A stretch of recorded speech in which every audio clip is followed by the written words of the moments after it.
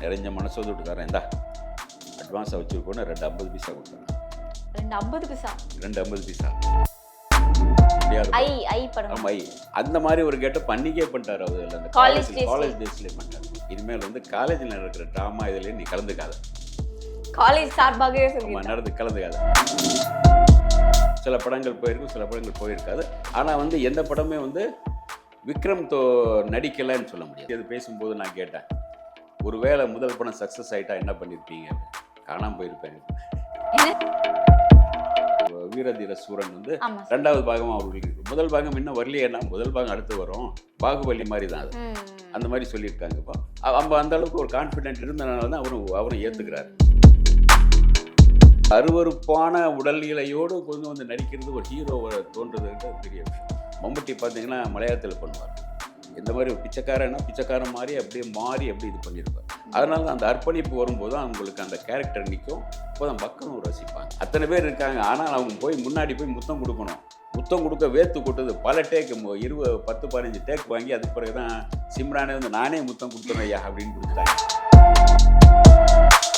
உண்மையாலே டேலண்ட் இருக்க யாருக்குமே சினிமாவில் வாய்ப்பு இல்லை. இப்போ ஃபுல்லாக வாரிசு சினிமா ஆயிடுச்சு, வாரிசு அரசியல் போய் வாரிசு சினிமா ஆயிடுச்சு. இல்லை இதில் இன்னொன்று என்னென்னா, நீங்கள் வந்து ஒரே நாள் தான் ஓடிச்சு நாளைய தீர்ப்பு. அதுக்கு பிறகு தான் அவங்க அப்பா யோசிக்கிறார், என்ன பண்ணுறாரு, இவரை வந்து வேறு மாதிரி கொண்டு போகணுன்னு விஜயகாந்த் கூட சேர்ந்து நீங்கள் செந்தூர பாண்டியன் கொண்டு போகிறாரு. பிஎன்சியில் அப்போ வந்து விஜயகாந்துக்கு மிகப்பெரிய பெயர்.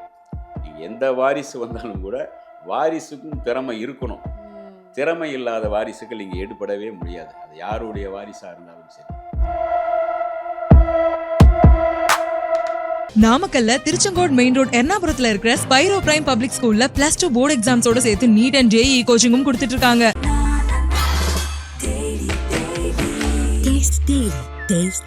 தங்கம் வைரம் வெள்ளி தள்ளுபடி திருவிழா. தங்க நகைகள் சேதாரம் 1% குறைவு, வைர நகைகள் கேரட்டுக்கு 5000 குறைவு. உங்க லலிதால விலையை கம்பேர் பண்ணுங்க, எங்க கம்மியோ அங்க வாங்குங்க. கருப்பை புற்றுநோய் குறித்த சந்தேகங்களுக்கான தங்கம் ஹோப்பை இலவசமாய் அணுகுங்கள்.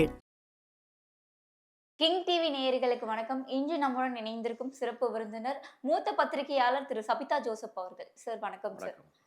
சரி, எனக்கு இன்னைக்கு யாரை பத்தி பேசணும் அப்படின்னா, சியான் என்று ரசிகர்களால அன்பாக அழைக்கக்கூடிய விக்ரம் சாரை பத்தி தான் இன்னைக்கு நம்ம உங்ககிட்ட பேச போறோம். சார், அவர் ஒரு படத்துக்கு எடுக்கிற முயற்சியா இருக்கட்டும், அவருடைய நடிப்பா இருக்கட்டும், எல்லாமே வந்து மற்ற ஆக்ட்ரஸால காப்பி அடிக்க முடியாத ஒரு விஷயம் சார். ரொம்ப யூனிக்கா இருக்கும், அவரோட ஸ்டைலே வேற மாதிரி இருக்கும். இப்போ வந்து தமிழ் சினிமால கடந்த சில வருடங்களாவே சொல்லலாம், அவருடைய படங்களுக்கு அந்த அளவுக்கு வரவேற்புகளும் இல்லை. ஒரு அண்டர்ரேட்டட் ஆக்டரா இருக்காரு அப்படின்றதுதான் என்னோட இதுவு. இதை பத்தி நீங்க என்ன நினைக்கிறீங்க? அவரு கடந்து வந்த பாதைகள் அது எல்லாத்தையும் பத்தி நம்ம பேசலாம் சார். இது வந்து அவங்க அப்பா வந்து வினோத் ராஜ் அப்படின்னு, அவர் வந்து முன்னாள் இராணுவ வீரர். ஆமாம், இராணுவ வீரராக இருந்தார். ரிட்டையர்ட் ஆகிட்டு அதுக்கு பிறகு வந்து சென்னையில் லாரி டிரான்ஸ்போர்ட் ஒன்று நடத்திட்டு இருந்தார். அதிலேருந்து அப்படியே வந்து அவர் சினிமாக்குள்ளே வந்தார். சினிமாவில் வந்து சின்ன திரை அது நான் நடிக்க ஆரம்பித்தேன். ஒரு நல்ல ஃபேமஸான ஒரு நடிகராக இருந்தார். அதே சமயத்தில் நடிகராக மாறினாலும் கூட, அவர் நடிகராக இருந்தாலும் கூட விக்ரம் அவ்வளோ சீக்கிரம் அவர்கிட்ட வந்து சபாஷன் வாங்க முடியாது. இல்லை நல்லா நடிச்சிருக்கேன், அப்படி சுமாராக தான் நடிச்சிருக்கேன் இப்போ அப்படின்பாரான். அவங்க அப்பாவே அவர் சீக்கிரம் அவரை ஏற்றுக்க மாட்டார். நான் சொல்லுவேன், போய் ஒரு முதல் முறையாக அந்த தில்ல போய் இது ஒரு போலீஸ் வேஷம்லாம் போட்டு இது போனேன், சுமாராக பண்ணியிருக்கேன் இப்போ அப்படின்னாராம். அவரோட ஆக்டிங்கே சுமாரா பண்ணியிருக்கேன்னு சொன்னாரா? ஆமாம், அவர் அப்பா வந்து உடனே நீங்கள் ஏற்றுக்கிறதுங்கிறது வேற, நீ இன்னும் பெட்டராக வரணும் அப்படின்னு சொல்கிறது வேற. சுமாராக பண்ணியிருக்கேன், இன்னும் பண்ணுப்போ அப்படின்ட்டாரு. அது வந்து அந்த அவரை ஒரு கேஷுவலாக சொல்கிறார். அது வந்து அப்படி சொன்னது ஒரு மகிழ்ச்சியான விஷயம் தான். அவர் அப்பா கிட்ட ஒரு இது வாங்குறது இல்லை சார். அம்மா வந்து வட்டாட்சியர், அவங்க ராஜேஸ்வரி அம்மா அப்படின்னு அவர் நல்ல பேர் எடுத்தவங்க. இவருக்கு ஒரு தம்பி தங்கையெல்லாம் இருக்காங்கன்னு நினைக்கிறேன். அவர் வந்து அந்த ஏற்காட்டில் தான் படித்தார். ஏற்காட்டில் தான் படிக்கும்போது உங்களுக்கு அங்கே தான் ஒரு கராத்தே, அப்புறம் ஃபோட்டோகிராஃபி, இன்னும் சில குதிரை ஏற்றம் உட்பட நிறைய விஷயங்கள் கற்றுட்ருப்பார். மியூசிக் அங்கே தான் அவர் கற்றுக்கிட்டார். மியூசிக் கற்றுக்கிட்டது, பாடுறது எல்லாமே கற்றுக்கிட்டது. என்னென்ன ஒரு உண்மை எதுவும் சொன்னோன்னா, நீங்கள் வந்து இன்றைக்கி அவர் ரிஸ்க் எடுத்து சில வேஷங்கள் போடுறான்னு சொல்கிறீங்க இல்லையா, அதை அன்றைக்கே போட ஆரம்பிச்சிட்டார் அவர். இதிலே வந்து ஸ்கூல் டேஸில் அவர் காலேஜில் பண்ணும்போதே ஒரு அதை இதில் பண்ணியிருப்பார் பாருங்க, ஏதோ ஒரு படத்தில் வந்து ரொம்ப வயசான ஒரு கெட்டப்பாக வந்து ரொம்ப நடக்க முடியாத, ஆமாம் அந்த மாதிரி ஒரு கெட்டப் அன்றைக்கே பண்ணிட்டார். அவர் அந்த காலேஜ் டேஸ்லேயே பண்ணிட்டார். அப்போவே பண்ணி மிகப்பெரிய ரிஸ்க் எடுத்து பண்ணி ஒரு பாராட்டு வாங்கினார். அதில் என்னன்னா அந்த காலேஜில் வந்து எப்போ அவர் வந்து ஒரு பாடகனாக போனால் அதிலே அவர் தான் முதல் பரிசு, மியூசிக் பண்ணால் இவர் தான் முதல் பரிசு, கிட்டாரிஸ்டாக இந்த மாதிரி போனால். அப்புறம் வந்து உங்களுக்கு ஃபோட்டோகிராஃபி அங்கே தான் கற்றுக்கிட்டாரு. அப்புறம் அதே மாதிரி உங்களுக்கு வந்து டான்ஸ் பண்ணால் அதிலே முதல் பரிசு, ட்ராமா போட்டு அதில் தான் முதல் பரிசு. ஒரு நாள் காலேஜில் கூப்பிட்டு என்ன பண்ணிட்டாங்கன்னா, நீ எல்லாமே உனக்கு வந்து நீ தான் இப்போ முதல் பரிசு வாங்குற, இப்படியே எல்லாமே நீ தான் முதல் பரிசு வாங்கினா மற்றவன் யார் வாங்குறது சொல்லு, மற்ற பசங்களுக்கு ஆசை இருக்கும் இல்லையா, அவங்களும் வாங்கணும் இல்லையா, அதனால் வந்து என்ன பண்ணுறேன்னா இனிமேல் வந்து காலேஜில் நடக்கிற ட்ராமா இதில் நீ கலந்துக்காத, காலேஜ் சார்பாகவே கலந்துக்காத, வெளியே எங்கேயாச்சும் நடந்தாங்கன்னா நீ கலந்துக்கோ, காலேஜுக்குள்ளே நடக்கிற இந்த ஃபங்க்ஷனில் நீ கலந்துக்காத, ஏன்னா நீ தான் முதல் பரிசு வாங்குற, வேற எவனுக்கும் கிடைக்க மாட்டேங்குது, அவங்களும் பாவம் இல்லையான்னு சொன்னாங்களாம். சரி ஓகே அப்படின்ட்டாராம். இது வந்து இதே மாதிரி ஜேசுதாஸ் நடந்திருக்கும். ஜேசுதாஸும் அப்படி தான் காலேஜ் லெவலில் வந்து பாடிக்கிட்டு முதல் பரிசு தான் அவர் தான் வாங்குவார். ஜேசுதாஸ் அவங்க காலேஜில் கூப்பிட்டு சொல்லிட்டாங்கண்ணா, இனிமேல் வந்து எங்கள் காலேஜில் நீ பாடவே வேண்டாம், இது வரைக்கும் 15 தடவை நீ தான் முதல் பரிசு வாங்கியிருக்க, மற்றவன் வாங்கணும் இல்லையா அப்படின்னாங்களா. சரி சார் வாங்க, இனிமேல் இப்போ பாடல சார் அப்படின்னு சொன்னாங்க. அந்த மாதிரி இவருக்கும் ஒரு அனுபவம். ஏன்னா இது வந்து இவங்க ஆரம்பத்திலே இந்த அதுலேயே வந்து ஒரு பேஷனாக எடுத்துக்கிட்டு அதிலே ஒரு முயற்சி பண்ணிகிட்டே வருது. ஒரு எது எடுத்தாலும் ஃபோட்டோகிராஃபர்னு அதிலே ஒரு நல்ல இன்வால்வோடு, உங்களுக்கு நீச்சல்னு அதில் ஒரு இன்வால்வோடு, அவர் எல்லாமே அப்படி தான் பண்ணியிருப்பார். டப்பிங் பேசுறது உட்பட இன்றைக்கி பார்த்தீங்கன்னா டப்பிங் யார் யார் பண்ணியிருப்பார், அப்பாஸுக்கு பண்ணியிருக்காரு, அஜித்துக்கு பேசியிருக்காரு டப்பிங்கு, அப்புறம் வந்து விக்ரம் சாரா சார்? ஆமாம், அப்பாஸுக்கு இதில் அந்த பேசியிருக்காரு, அப்பாஸுக்கு வந்து ஒரு முதல் படத்தில் பேசியிருக்காரு. அப்புறம் நம்ம கண்டு கொண்டேன் அதில் அப்பாஸுக்கு அவர் தான் பேசினார், விக்ரம் தான் பேசினார். அவர் காதலன்ல இவர் தான் பேசினார், பிரபுதேவாவுக்கு. ஆமாம், பிரபுதேவாவுக்கு அவர் தான் பேசினார். அதே மாதிரி அஜித்துக்கு வந்து உல்லாசம்ல அவர் தான் பேசினார். அதே மாதிரி இன்னொருத்தருக்கு அதே மாதிரி ஒரு நிறைய பேருக்கு டப்பிங் பேசியிருக்காரு. அவரும் பாடியிருக்காரு, பாடியிருக்காரு, நிறைய பாடல்லாம் பாடியிருக்காரு. அந்த வகையில் இசையிலையும் சரி இந்த மாதிரி ஒரு நல்ல நாட்டம்லாம் இருக்குது. ஆரம்பத்திலே அந்த தன்னை பயிற்சிகள் எடுத்துக்கிட்டான். ஆனால் நிறைய முயற்சி பண்ணிகிட்டே இருந்தார். போராட்டம் ஒவ்வொரு பயிற்சி எடுத்துகிட்டே இருக்காங்க. சில நேரங்களில் வந்து வாய்ப்புகள் பெருசாக வராது. சில நேரங்களில் பண்ணுற படங்கள் வந்து ஓரளவு போகும். இந்த பட்டர்ஃப்ளை பிசி ஸ்ரீராம் தான் பண்ணியிருந்தார். அது அந்த அளவுக்கு போக வேண்டியது. ஆனாலும் கூட அந்த இன்றைக்கும் அந்த பாடலாம் கேட்கக்கூடிய அளவுக்கு இருக்கும். அவருடைய முதல் படம் வந்து ஸ்ரீதர் தான் பண்ணார். பழம்பெரும் டைரக்டர் ஸ்ரீதர் தான் டைரக்ஷன் பண்ணார். அது படம் பெருசாக போகலை எதிர்பார்த்த அளவுக்கு. ஆனால் அதுக்கு பிறகு அவர் வேறு முயற்சிகளில் இருந்தார். அதுக்கு பிறகு நான் ஒரு முறை ரொம்ப நாள் கழித்து அது பேசும்போது நான் கேட்டேன், ஒரு வேளை முதல் படம் சக்ஸஸ் ஆகிட்டா என்ன பண்ணியிருப்பீங்க அப்படின்னு. காணாமல் போயிருப்பேன் அப்படின்னு. என்ன சார், ஏன் சார் ஃபர்ஸ்ட் படமே சக்ஸஸ் அப்படின்னு கொண்டாடிருப்பாங்க. அப்போ எனக்கு தலைக்கடம் வந்திருக்கும், இப்படி தான் நடிப்பு போட்டிருக்கு, நான் அப்படியே போயிருப்பேன். ஆனால் நடிப்பு கற்றுருக்க மாட்டேன், எப்படி இல்லை அந்த தொழில் இருக்க மாட்டேன். அது முதல் படம் சக்ஸஸ் ஆகிடுறது ஒரு வேளை வந்து அதுதான் எனக்கு ஒரு பயிற்சி களமாக அமைஞ்சது. அது வந்து நான் ஒரு தோல்வியாக எடுக்க மாட்டேன், எனக்கு ஒரு நல்ல பயிற்சி களமாக அமைஞ்சது. அதனால தான் அதை வந்து நான் தோல்வின்னு சொல்லலை அப்படின்னாரு. அதனால் அவர் சொன்ன இதுவும் கரெக்டு தான். பல பேர் பார்த்திங்கன்னா முதல் படம் சக்ஸஸ் ஆகும், உடனே கண்ட கதைகள் கேட்பாங்க. யார் யார் கதை சொன்னாலும் வந்து ஏற்றுக்குவாங்க, நம்ம சொன்னால் நடித்தா போயிடும் பொருள் அப்படி இப்படி இவங்களுக்குள்ளே ஒரு முடிவு பண்ணிட்டு திடீர்னு காணாமல் போயிடுவாங்க. ஒரே ஒரு நிறைய பேரை பார்த்துருக்கோம். நிறைய பேர். ஏன்னா விஜயகாந்த் எடுத்துக்கிட்டிங்கன்னா அவர் சட்டம் ஒரு 6வது படம் அவருக்கு. முதல் படம் வந்து இனிக்கும் இளமை. சட்டம் இருக்கிட்டாரை அவர் அதுக்கு பிறகு 5 படம் பண்ணுறாரு, ஒன்றுமே போகல. சட்டம் இருக்கிட்டாரை வந்து பண்ணுறாரு 6வது படம், சூப்பர் டூப்பர் ஹிட். 10 படம் அதுக்கு பிறகு புக் ஆகுது. 10 படமும் பார்த்தீங்கன்னா 5 படம் படுத்துருது. உடன் அப்படியே படுத்துகிட்டே போயிடுது. அதுக்கு பிறகு தான் அவர் வில்லனாக நடிக்க முரட்டு காலையிலலாம் கேட்குறாங்க. அந்த சமயத்தில் தான் இவர் நடிக்கலைன்னு வைங்க. அதனால் வந்து நீங்கள் ஒரு படம் சக்ஸஸ் ஆகிட ஒரு 10 பேர் வந்து அட்வான்ஸ் கொடுத்துருவாங்க, நீங்களும் வாங்கிடுவீங்க. அந்த கதை என்ன எதுன்னு பெருசாக இது ஒரு ஸ்டோரி நாலேஜ் அதெல்லாம் இருக்கு இல்லையா, அதெல்லாம் நமக்கு தெரியாது. அந்த நேரத்தில் நம்ம நடித்த படம் போயிடுச்சு அப்படின்னு நடிச்சுப்போம். ஆனால் அதுக்கு பிறகு தான் நான் எப்படி கதையை செலக்ட் பண்ணோம், எப்படி நடிப்பை வெளிப்படுத்தணும், பாடல்கள் எப்படி வாங்கணும், அதெல்லாம் வந்து அதுக்கு பிறகு தான் எங்களுக்கு தெரியும். அதனால் அவர் சொன்ன முடிவு கரெக்டான இது தான் இருந்தது. ஆனால் அதுக்கு பிறகு கரெக்டாக அவர் ரொம்ப பொறுமையோடு தான் செயல்பட்டார். இந்த இதுக்காக சேது படத்துக்கு அப்படி தானே, சேது படம் நடக்குது, இடையில நிற்கிது, நடக்குது. ஆக்சுவலாக அந்த கதையை வந்து முதல்ல அகிலன்கிற பேரில் விக்னேஷ்னு ஒரு நடிகர் பார்த்துருப்பீங்க, கேள்விப்பட்டீங்களா? அவரை வச்சு தான் எடுக்கணும்னு பாலா தீர்மானமாக இருந்தார். ஓ. தீர்மானம் நடிச்சிட்டு இருந்தார். நான் விக்னேஷுடைய ரூமில் 4-5 தடவை நான் பார்த்துருக்கேன் பாலாவை. அப்போ சாதாரணமாக பாலா நிற்பார், இவரும் சாதாரணமாக என் ஃப்ரெண்டு தான் விக்னேஷ் நடிகர். அப்போ சாதாரணமாக நாம் சைக்கிளில் போகும்போது பார்த்துட்டு அப்படியே பேசிட்டு வருவோம். அப்போது அப்படி நடிச்சிட்டு இருந்தார். அந்த கதையை வந்து அதுக்கு பிறகு தான் சேதுங்கிற பேரில் இவருக்கு பண்ணுறாரு. சேது வந்து இவரும் அதுக்கான மெனக்கெடலோடு ஃபுல்லாக நடிக்கிறாரு. ஆனால் படம் ஃபுல்லாக முடிஞ்சிருச்சு. ஆனால் வந்து ரிலீஸில் தான் நிற்கிது. பல பேர் வர்றாங்க, பார்க்குறாங்க. 100க்கும் மேற்பட்டவங்க பார்த்து இதாகாது போயிட்டே இருக்காங்க. ஒரு கட்டத்தில் அதுக்கு பிறகு முயற்சி பண்ணி அப்போ வந்து டைரக்டர் வருவாங்க, இவங்க டிஸ்ட்ரிபியூட்டர் பார்ப்பாங்க, இவரும் ஒரு ஓரமாக உட்காந்து தன்னுடைய காரை நிப்பாட்டிட்டு இவரும் உட்காந்துருப்பார். இந்த படம் போனால் தானே இவருக்கு லைஃப். அப்படியே பார்த்துட்டோம். அதுக்கு பிறகு தான் பத்திரிகையாளர்களுக்கு போட்டு ஒரு இது பண்ணி பார்ப்போம் அப்படின்னு சொல்லி சில இடங்களில் இப்போ இவங்களாம் வந்து ரிலீஸ் பண்ணுறாங்க. சில தேட்டர்களில் இவங்களாம் ரிலீஸ் பண்ணும்போது சரியாக போகலன்னா தூக்கிடுவோம்ப்பா, ஓகே, அதே இதில் தான் பண்ணுறாங்க. பத்திரிகையாளர் பார்த்து எழுத ஆரம்பித்தவொன்னே பார்த்தீங்கன்னா 3 நாள் எடுத்த உரை வந்து மறுபடியும் கூப்பிட்டு கொடுங்க, நான் போய் ரிலீஸ் பண்ணுறேன்ற அளவுக்கு போயிட்டு கடகடன்னு எங்கோ போகுது. சயான் விக்ரம் அப்படியே விக்ரம் சாதா விக்ரம் சயான் விக்ரமாக மாறுறது. அதுக்கான எஃபர்ட்டு, அதுக்கான முயற்சி, அதுக்கான உழைப்பு எக்கச்சக்கம். சம்பளங்கிறது அதில் பெருசாக கிடையாது யாருக்குமே. ஆனாலும் கூட அந்த உடைய உழைப்பு தான் அதில் வந்து அந்த படத்துலேருந்து அவரை தூக்கி நிறுத்துறது. அதுக்கு பிறகு வந்து அவருடைய சில படங்கள் போயிருக்கும், சில படங்கள் போயிருக்காது.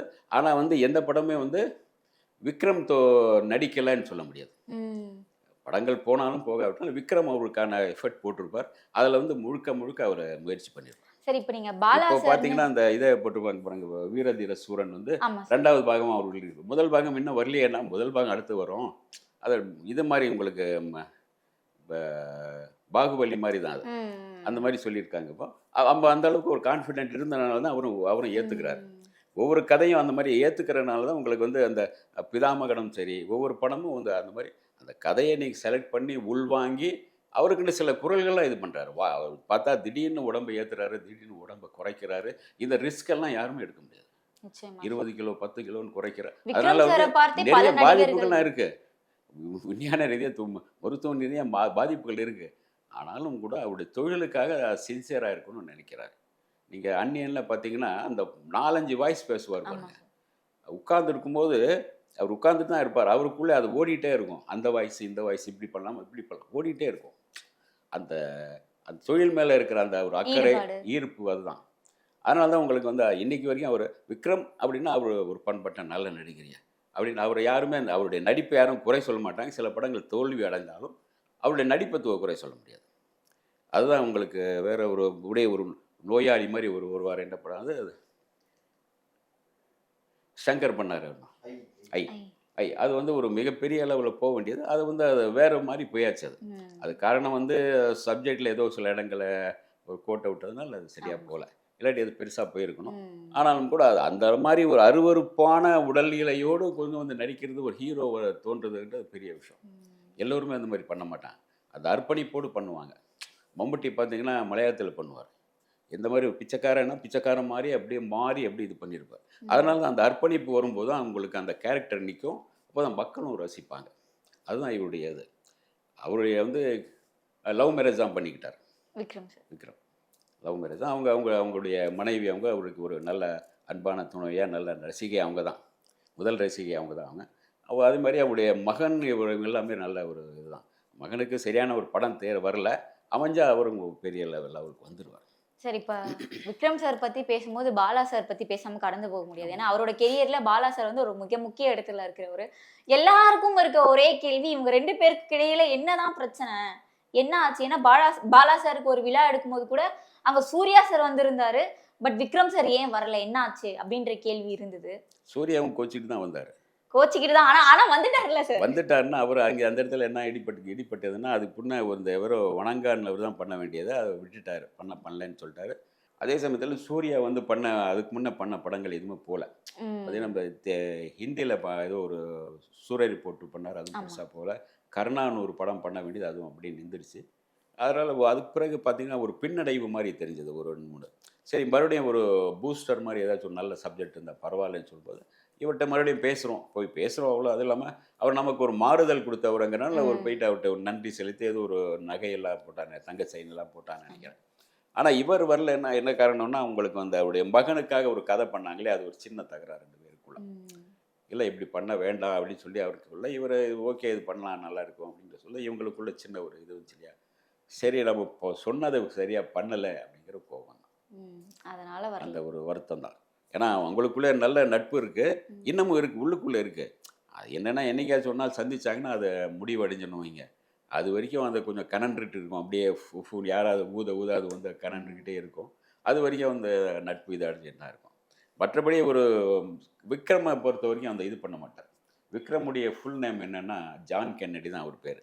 John Kennedy. ஆமாம், அமெரிக்க ஜனாதிபதியுடைய பேர். ஆமா. அவங்க தாத்தா தான் அவருக்கு பேர் வச்சார் ஜான் கென்னடி. அவருக்கு அவங்க தாத்தாவுக்கு ஜான் கென்னடி ரொம்ப பிடிக்கும்னு இவருக்கு அந்த பேர் வச்சார். வீட்டில் கென்னின்னு தான் கூடுவாங்க, இவர் கென்னின்னு தான் கூடுவாங்க.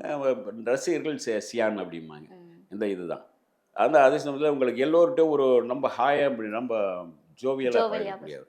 எனக்கு தெரிஞ்ச பல டிவி சீரியலில் இருக்கிற கண்ணன் உட்பட நிறைய பேர் ஆரம்பத்தில் வந்து அவர் கூட தான் சுற்றிட்டு இருப்பாங்க. அவர் தான் இவங்களுக்கெல்லாம் அந்த ஒரு மச்சான் நான் இன்றைக்கி போயிட்டு இந்த கம்பெனியில் போகிறேன், ஒரு ஃபோட்டோ எடுத்து கொடு அப்படின்னு இவர் தான் ஃபோட்டோ எடுத்து கொடுத்துருப்பார். அதை கண்ணனே சொன்னார், இவன் எடுத்து ஃபோட்டோ காட்டி தான் சார் எனக்கு இந்த படத்தில் வாய்ப்பு, எனக்கு இந்த சீரியலில் வாய்ப்பு கிடைச்சது அப்படின்னாரு. ஒரு நாள் பேசிக்கிட்டு உட்காந்து பேசிக்கிட்டு சொன்னார். அதனால் நிறைய பேர் ஃபோட்டோகிராஃபி எடுத்து கொடுத்துருப்பார். அப்படி கூட இருக்கிறவங்களுக்கு கொஞ்சம் நல்லா அழகாக எடுத்து கொடுக்கும்போது உங்களுக்கு வந்து அதை படம் பார்த்து ஒரு வாய்ப்பு கிடைக்கும்ல, அந்த அளவுக்கு. அப்போ ஒரு ஆக்டர் மட்டும் இல்லாமல் நல்ல ஃபோட்டோகிராஃபர், நல்ல ஃபோட்டோகிராஃபர், சிங்கர், அப்புறம் வந்து டப்பிங் ஆர்டிஸ்ட் உட்பட எல்லாமே இருக்குது. சகல கலா வல்ல ஒரு மாதிரி சில மற்ற ஆட்கள் டைரக்ஷன்லாம் தெரியாது, தயாரிப்பாளரும் ஆயிருக்காரு. அதனால் அதெல்லாம் உண்டு. சார் சியான் விக்ரம் சார் வந்து எவ்வளோ கஷ்டப்பட்டு மேலே வந்திருந்து இப்போ அவர் எடுக்க இடத்த வந்து யாராலையும் அச்சீவ் பண்ண முடியாது அப்படின்னு நம்ம சொல்லலாம். ஆனால் எல்லாரும் சொல்லக்கூடிய ஒரு விஷயம் என்னன்னா, அவங்க அப்பானால தான் இவர் சினிமாவுக்கு வந்துட்டாரு. இப்போ ஏன்னா இப்போ அவங்க மகனுக்கு இவங்க சொல்கிறாங்களே, விக்ரம் வந்து பெரிய ஆக்டர் அதனால அவங்க பையன் வந்துட்டாங்க சினிமாக்கு, அந்த மாதிரி இவங்க அப்பா ஆக்டர் அதனால இவரும் வந்துட்டாரு அப்படின்னு ஈஸியாக சொல்லிட்டு போயிடுறாங்க. அப்படி கிடையாது. உங்களுக்கு வந்து ஒரு படம் தான், சிவகுமாருடைய மகன் சூர்யாங்கிறது ஒரு படம் தாங்க. 2வது படத்தில் ஏற்றுக்க மாட்டாங்க. நீங்கள் முட்டி மோதி வந்தால் தான் உண்டு. சிவகுமாருடைய அவருடைய சன்னா அவர் வந்தார், ஒரு 4-5 படம் பார்த்தீங்கன்னா அவருக்கு ஃபெயிலியர். பிறகுதான் பிதாமகன் பண்ணுறார், இது பண்ணுறாரு. அதே சமயத்தில் வந்து இந்த டைரக்டரும் சரியாக அமையணும். ஒரு டைரக்டர் அமையும் போது உங்களுக்கு சிவகுமார் மகன் அப்படின்னு நீங்கள் அலட்சியமாக எடுத்துடலாமல் இவரை எப்படி மோல்டு பண்ணலாம், இவர்கிட்ட இருக்கிற டேலண்ட் என்ன எப்படிங்கிறது தான். இதே சூர்யா வந்து உங்களுக்கு வந்து நேருக்கு நேரம் அந்த படத்தில் உங்களுக்கு ஒரு லவ் சீனு, உங்களுக்கு இவளுக்கு சிம்ரானுக்கு முத்தம் கொடுக்கணும்னா இவரே எத்தனை முத்தம் கொடுப்பாரு உடனே. அவர் வந்து முத்தம் கொடுக்குற போயிட்டு வேர்த்து கொட்டுது அவருக்கு. அத்தனை பேர் இருக்காங்க, ஆனால் அவங்க முன்னாடி போய் முத்தம் கொடுக்கணும். முத்தம் கொடுக்க வேர்த்து கொட்டுது. பல டேக்கு 10-15 டேக் வாங்கி அதுக்கு பிறகு தான் சிம்ரானே வந்து நானே முத்தம் கொடுத்துறேன் ஐயா அப்படின்னு கொடுத்துட்டாங்க. அந்த அளவுக்கு ஆரம்பத்தில் அவ்வளோ பதட்டம், அவ்வளோ கூச்சம் எல்லாமே இருந்தது. அதெல்லாம் கடந்து வந்து தான் இன்றைக்கி வந்து சூர்யாங்கிறது ஒரு சிவகுமாருடைய மகன் ஒரு படம் தான், தியாகராஜனுடைய மகன் பிரசாந்த்ங்கிறது ஒரு படம் தான். அதுக்கு பிறகு அவர் முட்டி மோதி தான் வந்தாகணும். எல்லாருக்கும் அதுதான். இவரே தான் சியான் விக்ரமுடைய மகன் துரு அப்படின்னாலும் கூட ஒரு படம் தான். அதுக்கு பிறகு மக்கள் பார்ப்பாங்க, நீ என்ன பண்ணியிருக்க, உன் அப்பன் பேர்லேயே இருக்காது அப்படிங்கிற மாதிரி தெரியும் அவங்களுக்கு. ஏன்னா இப்போ எல்லாருமே என்ன சொல்கிறாங்கன்னா, விக்ரமுடைய அப்பாவுடைய ஷேடோவில் வரல. கண்டிப்பாக அவருடைய அப்பாவுடைய ஷேடோவில் வரவே இல்லை. அவங்க அப்பா என்றைக்குமே விக்ரமுடைய நடிப்பை ஏற்றுக்கிட்டே இல்லை. இன்னும் நல்லா நடிக்கணும், சாதாரணமாக தான் நடிக்கிறேன், நீ இதெல்லாம் என்னடா இப்படியா நிற்பான் போலீஸ்காரன், என்னடா போலீஸ்காரன் நீ கேவலமாக இருக்குடா அப்படின்னாரான். இன்னும் பெட்டராக பண்ணணுங்கிற ஒரு உசுப்பேற்றி விடுறது, பாராட்டுற மாதிரி இல்லை, உசுப்பேற்றி விடுறது, இன்னும் நல்லா பண்ணு அப்படிங்கிற மாதிரி. இன்னும் நல்லா பண்ணுன்னு சொல்லிட்டு போனால் சாதாரணமாக போயிடும். இதெல்லாம் என்னடா பண்ணியிருக்கேன் அப்படின்னா நீங்கள் என்ன ஆகும், இவருக்காக நம்ம மெடக்கெட்டு ஏதாச்சும் பண்ணணுயா அப்படின்னு வெறி வரும்ல, அதுதான். ஏன்னா சார் விக்ரம் பையன் வந்து இப்போ ஹீரோவாக வந்துட்டான், விஜய் சேதுபதியோட பையனும் ஹீரோவாக வந்துட்டாரு, விஜய் அவர்களுடைய பையன் டைரக்ட் பண்ணுறாரு, அந்த மாதிரி இப்போ தனுஷ் வந்து அவங்களுடைய அக்கா பையனையே வந்து நடிக்க வச்சிருக்காருன்னு. அப்போ வந்து உண்மையாலே டேலண்ட் இருக்க யாருக்குமே சினிமாவில் வாய்ப்பு இல்லை. இப்போ ஃபுல்லாக வாரிசு சினிமா ஆயிடுச்சு, வாரிசு அரசியல் போய் வாரிசு சினிமா ஆயிடுச்சு. இல்லை இதில் இன்னொன்று என்னென்னா, நீங்கள் வந்து திறமை உள்ளவன் மட்டும்தான் நிற்க முடியும், திறமை இல்லாதவர் ஒரு படத்தோடு காணாம போயிடும். இவருடைய விஜய் சேதுபதியுடைய பையன் வந்து ஒரு படத்தில் நின்றார், அதுக்கு பிறகு பண்ணார நேரத்தில் அதுக்கு பிறகு படம் பண்ணல. அதேமாதிரி நீங்கள் சொல்கிற அந்த சியாம் விக்ரமுடைய வந்து அந்த முதல் படம் பண்ணார், படம் நல்லா பண்ணியிருந்தார். ஆனாலும் சரியா அமையல அந்த படம். அடுத்த படத்தில் அவர் எப்படி நிரூபிக்கிறார்? முதல் படத்தில் பார்த்தீங்கன்னா விஜய் கூட என்ன டைரக்டருடைய பையன். அந்த படம் வந்து முதல் படமே ஓடலை, சூப்பர் ஃப்ளாப். அது ஒரே நாள் தான் ஓடிச்சு, நாளைய தீர்ப்பு. அதுக்கு பிறகு தான் அவங்க அப்பா யோசிக்கிறார், என்ன பண்ணுறாரு, இவரை வந்து வேறு மாதிரி கொண்டு போகணுன்னா விஜயகாந்த் கூட சேர்ந்து நீங்கள் செந்தூர பாண்டியன்ற கொண்டு போகிறாரு. பிஎன்சியில் அப்போ வந்து விஜயகாந்துக்கு மிகப்பெரிய பெயர். விஜயகாந்துடைய தம்பி அப்படிங்கிற பேர் வரும்போது மக்கள் அவருடைய ரசிகர்கள்லாம் இவரை பார்க்க ஆரம்பிக்கிறாங்களே, அப்படி தான் வந்தது. உடனே இவருக்கு 2வது படத்தில் வாய்ப்புகள் கிடைக்கல. அதை எப்படி கிரியேட் பண்ணார் அவங்க அப்பா, விஜயகாந்த் உங்களுக்கு ஒத்துழைச்சார். அதனால் விஜயகாந்துடைய ரசிகன் அப்படிங்கிற பேர், விஜயகாந்துடைய தம்பிங்கிற பேரில் அவர் வர்றாரு. களத்தில் வரும்போது அவர் தனியாக நடிக்கக்கூடிய அளவுக்கு சூழ்நிலை உருவாகுது.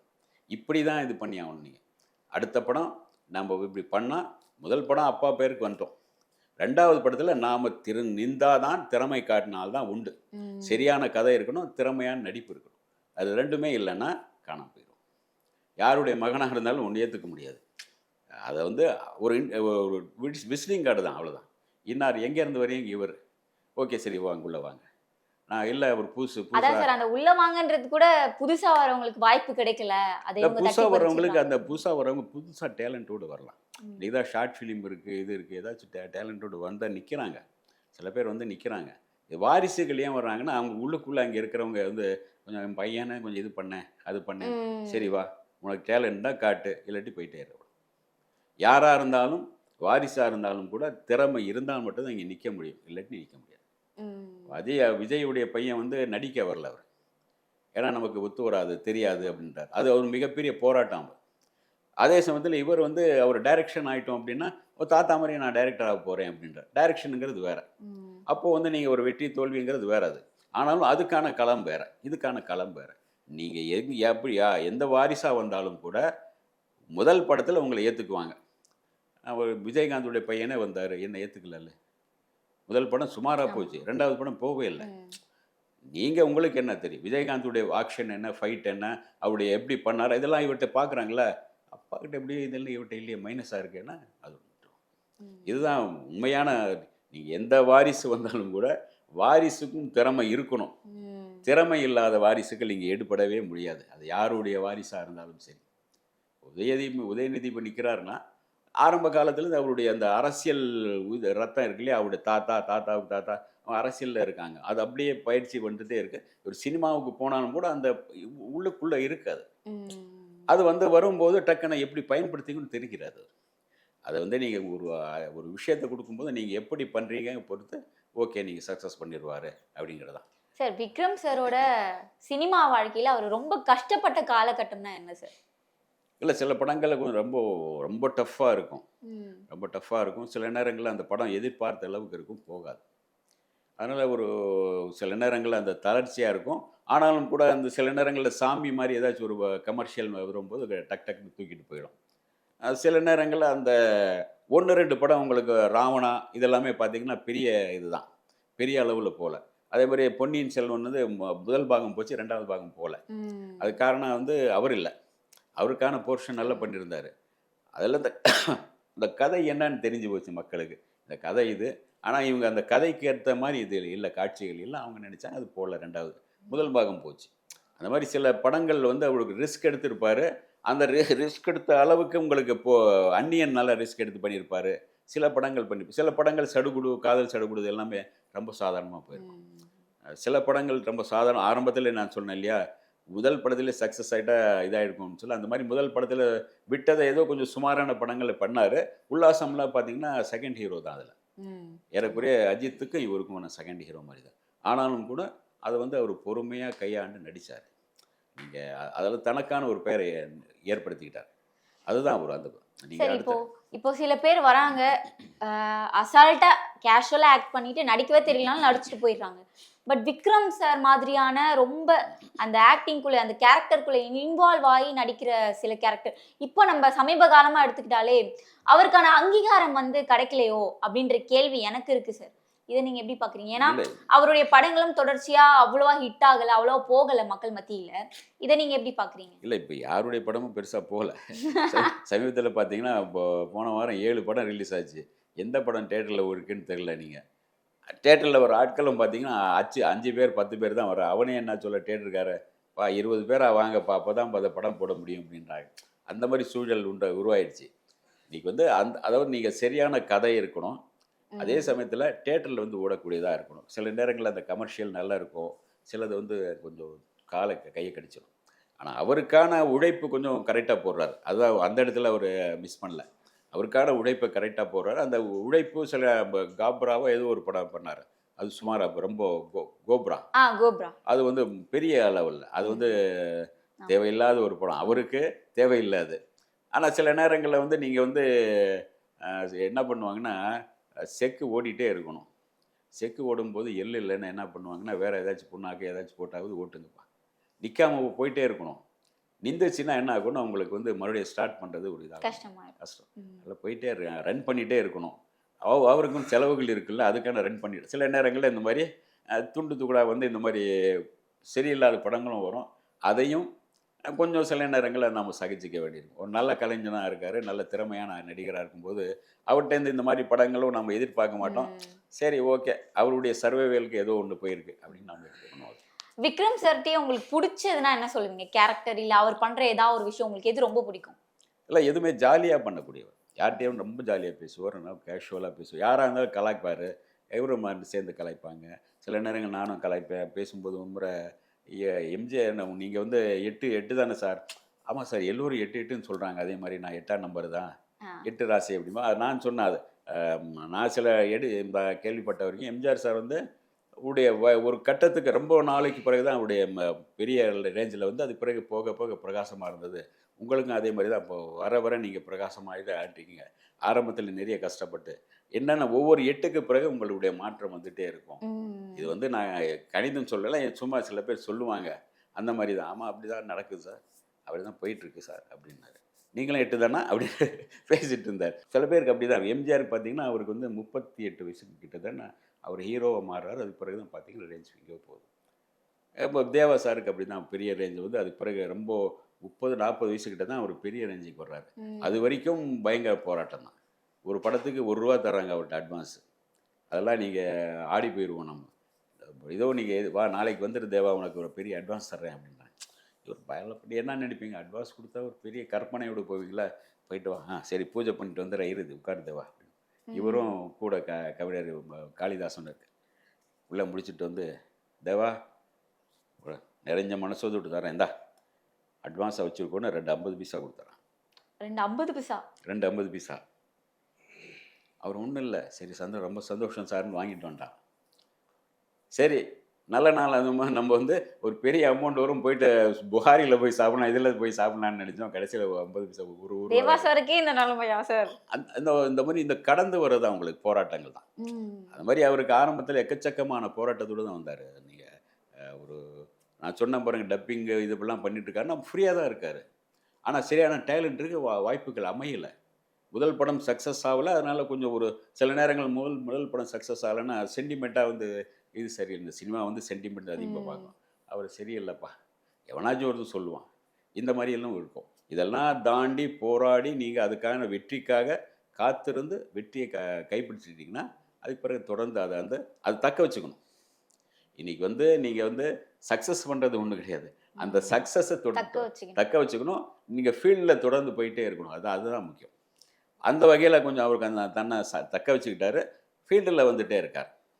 அவருடைய படம் வந்து மோசமாகாது, இந்த பிஸ்னஸ் ஆகிடும் அப்படிங்கிற மாதிரி இருக்கு இல்லையா? அதுதான் முக்கியம். சார், என்னோட இறுதியான கேள்வி, விக்ரம் சாரை பற்றி யாருக்கும் தெரியாத ஏதாவது இன்ட்ரெஸ்டிங்கான சீக்ரெட்ஸ் ஏதாவது இருக்கா சார்? நல்லா ஜாலியாக நல்ல ஒரு கேஷுவலாக டகான்னு சில நேரங்களில் பஞ்சா உடுப்பார், பஞ்செல்லாம் பேசுவார். ஏதாவது சேட்டை பண்ணி மாட்டியிருக்காரா வீட்டிலலாம்? அந்த மாதிரி ஏதாவது?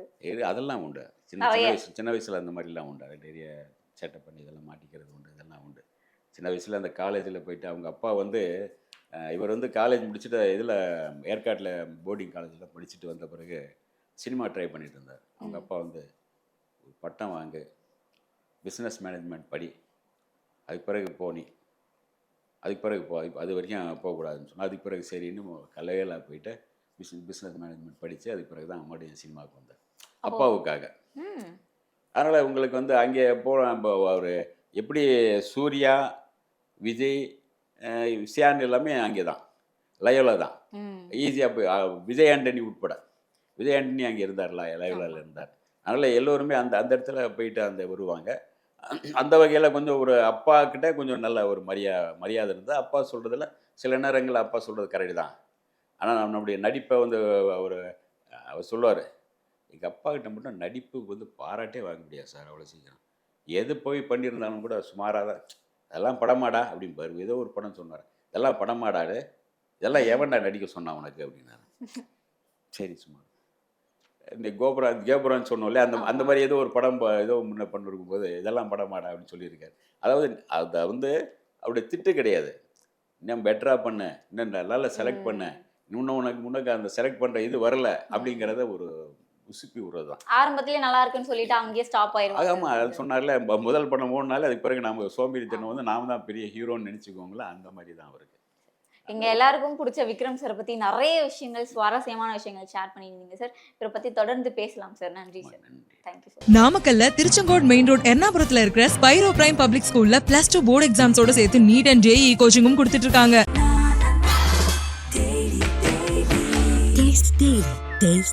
தங்கம், வைரம், வெள்ளி தள்ளுபடி திருவிழா. தங்க நகைகள் சேதாரம் 1% குறைவு. வைர நகைகள் கேரட்டுக்கு 5000 குறைவு. உங்க லலிதால விலையை கம்பேர் பண்ணுங்க, எங்க கம்மியோ அங்க வாங்குங்க. கருப்பை புற்றுநோய் குறித்த சந்தேகங்களுக்கான தங்கம் ஹோப்பை இலவசமாய் அணுகுங்கள்.